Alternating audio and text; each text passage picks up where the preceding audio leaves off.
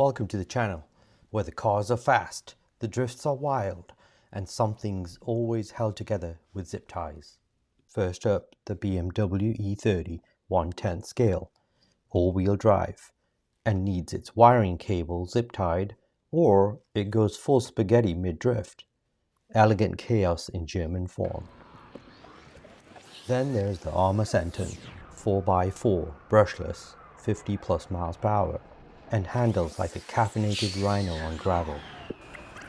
And finally, the Arma Felony 1/7 scale drag car with the personality of a sledgehammer.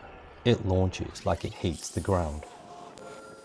Together, they are loud, dangerous, and scientifically proven to reduce traction and friendships by 87%. Approach only with snacks and insurance.